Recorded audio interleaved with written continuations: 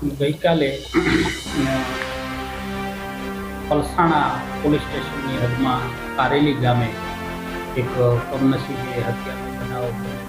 હકીકત એવી છે કે જે મરનાર છે રાજકુમાર પલટુરામ બિંદ કરીને છે, 18 વર્ષની ઉંમરના છે. તેઓ પોતાના કુટુંબ સાથે રંગોત્સવ મનાવી રહ્યા હતા.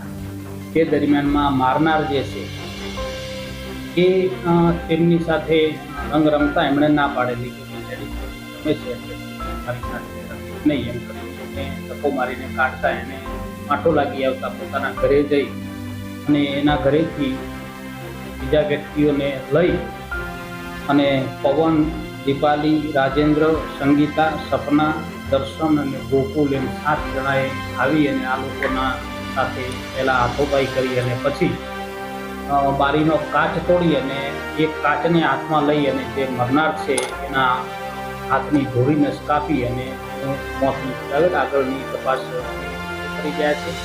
આરોપીઓ તમામ અટક કરી લીધેલા છે અને આરોપીઓનો પૂર્વ